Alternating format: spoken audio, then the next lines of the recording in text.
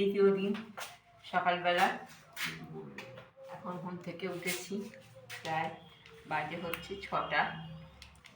উঠেছিলাম আগে অনেকবার উঠেছি, আগে 2বার উঠেছি, কিন্তু তারপরে তাই না, রাত্রিবেলা ভালোই ঘুম হয়েছে। আর কালকে প্রচুর হাঁটা হয়ে গেছে, বুঝতে পারিনি, অনেক দিন বাদে, প্রায় অন্তত 1 মাস 1.5 মাস বাদে প্রচুর হাঁটা হয়ে গেছে। তো পা একদম হেভি জানান দিচ্ছে যে আমি আর পাচ্ছি না। আজকে একটু ইচ্ছা আছে যে এখন কফি করছি, ঠান্ডা আছে, গরম গরম কফি খাবো, সমুদ্রের ধারে যাবো।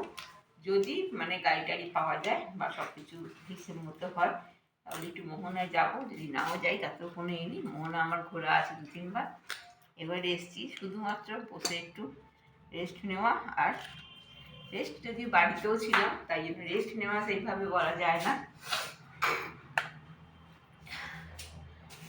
যাই হোক, ঘুরতেই এসছি, মানে একভাবে বসে না থেকে তাই যদি একটু যাবো, কিন্তু সেটাও হচ্ছে মানে এই দেখো বসে আছে, আর আমি এখানে জল গরম বসিয়ে দিয়েছি, ইলেকট্রিক কেটলিতে কফি হবে। দেখো এই যে সব পাতা নিয়েছি, কফির পাতা। এই হচ্ছে আজকে আমাদের মানে প্ল্যান, কোনো কিছু এনেই শুধুমাত্র দিতে হওয়ার মতো। এখন কফিটা খাই, খেয়ে দিয়ে তারপর তোমাদের কাছে দেখো একদম রেডি হয়ে গেছি। চাটা আবার কফি খাওয়ার পরে চা খেয়েছি, চাটা খেয়ে মুখে ক্রিম মেখে, যাই হোক যেরকম মানে রেডি হতে হয় কিছুই করিনি, কোনোদিনই আমি খুব একটা সাজি না। ভাবলাম মোটা কালো হাতেরটা করবো, তারপর ভাবলাম রোদ্দুর টোদ্দুর উঠলে অসুবিধা হবে, যদি অসুবিধা হয় চাদর তো আছে, অসুবিধা নেই। রেডি হয়ে গেছি, আর চলো এবারে তাহলে এগোই বাইরের দিকে, যাই গিয়ে দেখি এখানেই থাকি নাকি একটুখানি মোহনার দিকে যেতে পারি, যেরকম যা হবে। ব্যাপারটা কী হয় বলো তো, গাড়ি ভাড়াগুলো এত বলছে যে শেয়ারে হলে মানে একরকম, আর যদি নিজে একা বুকিং করি একরকম। তো যাই হোক, যা হবে হবে, সেটা মানে গিয়ে দেখে বলতে পারবো। তো সমুদ্রের মানে আমাদের এইখানে দীঘা সমুদ্রের তীরেই থাকি, মোহনার দিকে যাই, সেটা তখন যেতে দেখা যাবে। চলো বেরিয়ে পড়ি, চলে এসো। সেলফি তো আমি সেরকম ভালো তুলতে পারি না, তাই তুলতে পারছি না।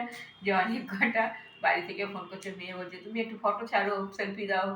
সেলফি তো ভালো তুলতে পারি না, আমার হাত কাঁপে।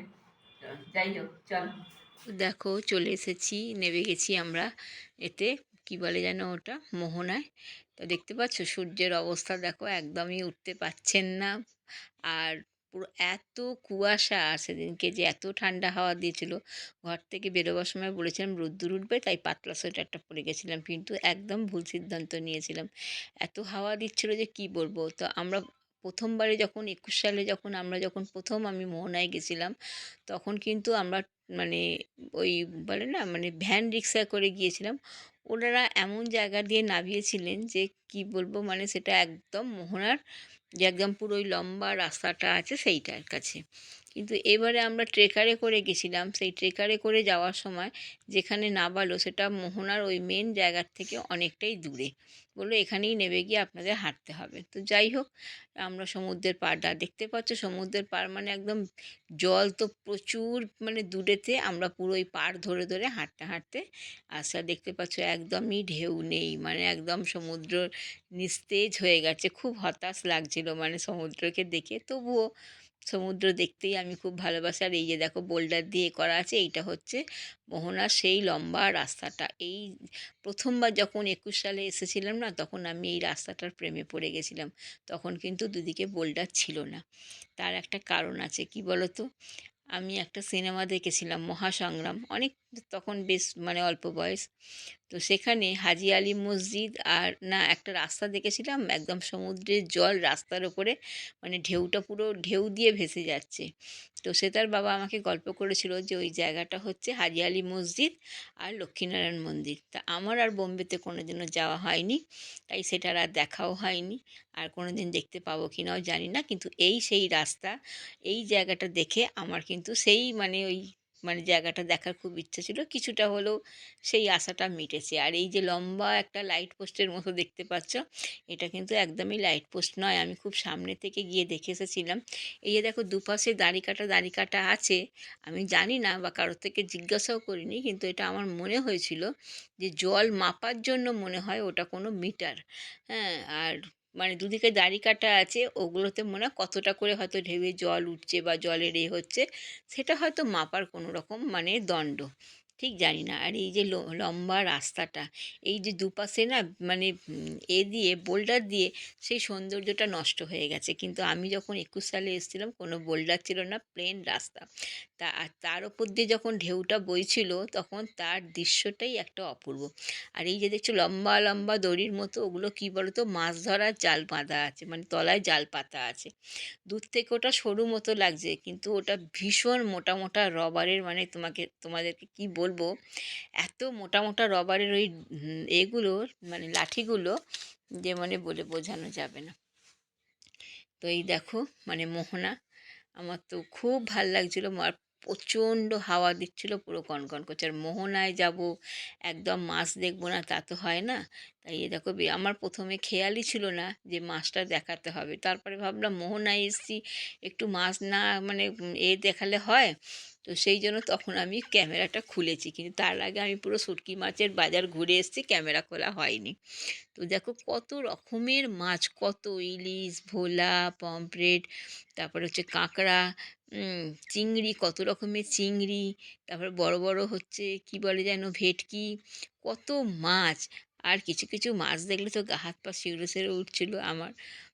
কি বলবো তোমাদেরকে, বিশাল বড় বড় এক একটা চিংড়ি মাছ, তো এত বড় খাবো সেটা কোনোদিন, এগুলো ভালো, কিন্তু এক একটা একটা চিংড়ি মাছ দেখেছিলাম মানে এত বিশাল বড়, জানি না মানুষ কী করে খায় সেটা বলতে পারবো না, যে যেরকম ভালোবাসে খাওয়াটা তার নিজের ব্যাপার।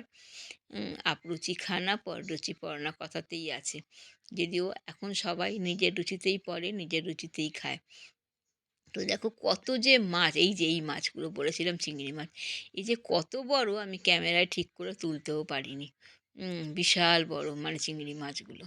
আর মানে বরফ দিয়ে রাখা আছে, এই যে এই চিংড়ি মাছ, সেই দানব চিংড়ি মাছের মতো পুরো আমার ঠিক মনে হচ্ছিল। আর মাছ, শুধু মাছই দেখে যাচ্ছি এমন। আর এই যে দেখো আমি যতদূর সম্ভব ক্যামেরাটাকে সামনে, এই যে এইটা যে কী মাছ, যদি তোমরা কেউ জানো মানে বলবে। আমি মানে যতদূর বুঝেছিলাম এটা শঙ্কর মাছ বা জানি না কী মাছ, যদি তোমরা কেউ জানো আমাকে একটু জানিও।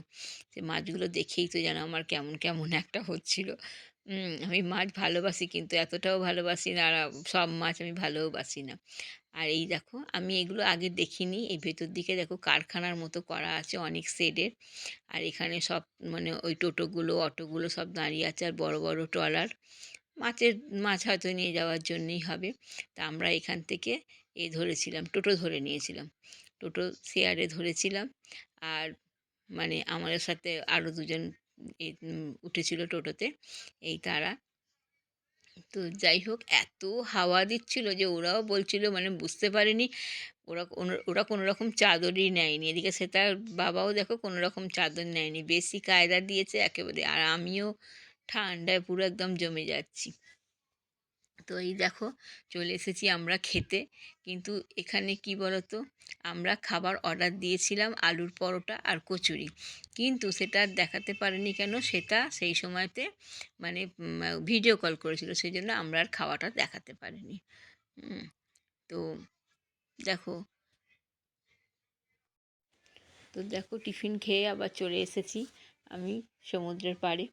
বলেইছি তো তোমাদেরকে, যতক্ষণ সমুদ্রের কাছে থাকবো ততক্ষণ সমুদ্রকেই দেখব, সমুদ্রকেই অনুভব করতে যাব। আমি ভীষণ সমুদ্র ভালোবাসি। আসলে সেইভাবে আমার কোনো ভালো মানে পাহাড়ি জায়গায় ঘোরা হয়নি, তাই পাহাড়ের টানটা আমি এখনও মানে অনুভব করিনি, যাওয়ার ইচ্ছা আছে। তো এই দেখো একটা মানে ফ্যামিলি গোপালকে নিয়ে এসেছে, গোপালকেও সমুদ্র দেখিয়ে এইবার গোপালকে আবার ঠিকঠাক করে তার মানে জায়গাতে রেখে দিচ্ছে। আমার খুব ভালো লেগেছে এই জিনিসটা। অনেকেই দেখি নিয়ে যায়, আমি তেমন পারি না।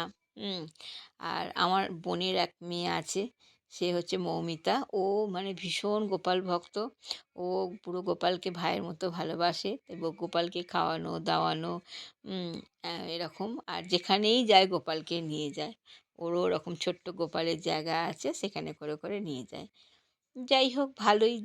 মানে যে যার মন থেকে যতটুকুনি করতে পারবে ততটাই ভালো। উম, যে পারে না সেও ভালো, যে পারে সেও ভালো। গোপালকে ভালোবাসা বা যে যেটা করবে ভালোবেসে করাটাই হচ্ছে ভালো। তো চলো সেই সমুদ্রের কথাতেই চলে আসি। সমুদ্র দেখতে গেছি, সমুদ্রকে অনুভব করতে গেছি। তাই আমি ওই সমুদ্রে বসে বসে মানে আওয়াজ শুনছিলাম। আমার এটাই খুব ভালো লাগে। ঢেউটা যখন আছড়ে পড়ে তার যে একটা শব্দ, এটা আমার খুব ভালো লাগে। তো সমুদ্রেই দেখি। আর সমুদ্রের পাড়ে দেখছিলাম কিছু কিছু বাচ্চা। প্রথমে খেয়াল করিনি, মানে একভাবে আমি অন্যদিকে তাকিয়ে আছি, লোকেদের চান করা দেখছি। তো দেখলাম হঠাৎ দুটো বাচ্চা, একদম ছোট বাচ্চা, ওরা সমুদ্রের পাড়ে না মানে বালি তুলছে। বালি তুলে মাটি দিয়ে সাজাচ্ছে। তো এই দেখো, তো তার বাবা আবার বললাম একটু সামনে থেকে গিয়ে দেখি, জল একটু পায়ে লাগিয়ে আসি। তো আমি যাইনি, কারণ আমি মোজা পরা ছিলাম, তাহলে আমাকে আবার মোজা খুলতে হবে, ভিজে যাবে। সেজন্য আর আমি যাইনি। আমি দূর থেকেই ঢেউ দেখছিলাম। একটু ইচ্ছা করছিল যে মোজাটা পরে খুলে যাই, কিন্তু আর গেলাম না। কুঁড়ে হলে যা অবস্থা হয়। তো যেই বাচ্চার কথাগুলো বলছিলাম, যে আমি দেখছি ওরা কি সুন্দর করে উঁচু করে মাটির ঢিবি মানে বালির ঢিবি করছিল। হঠাৎ বাচ্চা তো একদম আকাশি জামা পরা বাচ্চাটা, একদম ছোট বাচ্চা, বুঝতে পারিনি যে ঢেউতে ওটা ভেঙে যাবে। কিন্তু যখন একটা বড় একটা ঢেউ এসে মানে ওইটাকে মিশিয়ে দিয়ে গেল, তখন বেশ মজা পেয়েছে। আবার নতুন করে বালি দিয়ে সাজাচ্ছে। খুব সুন্দর, মানে আমার বেশ ভালো লাগছিল। হ্যাঁ। তো কেটে চলে এসেছি। এসে তারপর স্নান টান করে চা টা খেয়ে তারপর একটু বসেছিলাম। ভীষণ পায়ে ব্যথা করছে বললাম। তো তারপর খেয়ে মানে এ করে চা ফা খেয়ে স্নান ফান করে একদম রেডি হয়ে বসেছিলাম। এখন বাজে এসেছি। আর এই দেখো অলরেডি আমাদের দিয়ে দিয়েছে, দেখাচ্ছি। এই দেখো আমাদের খাওয়া স্যালাড, এটা হচ্ছে আলু ভাজা, এই ডাল, আর এই যে একটা তরকারি। এই তরকারিটা খুব ভালো হয় শাকের। তারপরে হচ্ছে ওই কী যেন ফুলকপি আলুর তরকারি, মাংস, চাটনি। তো চলো, এই তো খেতেই বসে গেছে ইনি, আর আমি এখনও খাইনি, এবার খাবো। তো চলো খেয়ে নিই। তো চলো, খেয়ে চলে এসেছি। খেয়ে চলে আসার পর এই যে একটা স্প্রাইট নিয়ে এসেছি। স্প্রাইটটা এখন খাবো একটু একটু করে। তো যেটা বলতে যাচ্ছি, খাবারগুলো কিন্তু দোকানে সত্যিই খুব ভালো খাবার। দ্রৌপদী হোটেলের না খাবারটা, ভেজ থালিটাও কিন্তু ওদের খুব ভালো, মানে রান্নাগুলো ভীষণ ভালো খেতে। তো যাই হোক, খাওয়া দাওয়া হয়ে গেল। খাওয়া দাওয়ার পর একটুখানি আবার সমুদ্রের তীরে একটুখানি ঘুরে এসে একটু 10-15 মিনিট বসে তারপরে কথাগুলিতে স্প্রাইট নিয়ে এসেছি। এবারে বসে বসে খাবো। খেয়ে টেয়ে নিয়ে তারপরে একটু বিশ্রাম নিয়ে তারপরে যাব আর কি গঙ্গার পাড়ে। আর কোথাও যাব না, আজকে সমুদ্রের পাড়েই থাকবো। আর কালকে তো আবার বাড়ি, আবার সেই গতানুগতিক দিন। যাই হোক, এই যে একটু একদিনের দিনের জন্য যে একটু সুন্দর করে মানে হলো, ঘোরা হলো, ভালো লাগছে, খারাপ লাগলো না। এই স্মৃতি রয়ে যাবে। আবার কবে আসতে পারবো না পারবো তার তো কোনো ঠিক নেই। সেই লাস্ট এসেছিলাম হচ্ছে 21-এ, আর এলাম হচ্ছে 25-এ। এবারে খুব খারাপ লাগছে যে মেয়ে এলো না। তবে মেয়ে বলেছে যে পরে আমি একটু সুযোগ করে যাব, আবার আমি তোমাদেরকে নিয়ে যাব বলেছি। দেখা যাক কী হয় না। আপাতত এখন স্প্রাইট খেয়ে একটু শুই, তারপরে দেখো দুপুরবেলা ঘুম থেকে উঠে এসে এবার ঘুম থেকে একটুখানি বিশ্রাম নিয়ে নিয়েছি। ঘুম মানে, আর এই দেখো এই হচ্ছে গরম গরম কফি, একদম গরম গরম কফি করা হয়ে গেছে। এবার কফিটা খাবো, তারপরে সমুদ্রে একটু দেরি হয়ে গেছে, কিন্তু আমি বলেছি দেরি করেই যাবো। চলো কফিটা খেয়ে নিই তারপরে। তো দেখো চলে এসেছি আবার সমুদ্রের পাড়ে সন্ধেবেলাতে পুরো লাইটে ঝিকমিক করছে একদম সমুদ্রের পাড়। আর এখানে বাচ্চাদের গাড়িগুলো আছে, দেখো পুরো বাইকের মতো বাচ্চাগুলোকে, মানে একদম মনে হচ্ছে যেন বড়দের বাইকগুলো। তো যাই হোক, দেখো এই সৌন্দর্য, মানে কি বলবো, মানে দীঘার লাইটিং সৌন্দর্য দিয়ে আমি আজকের মতো, মানে এখনকার মতো ব্লগটা শেষ করছি। পরবর্তী ব্লগে দেখবে এর পরবর্তী অংশ।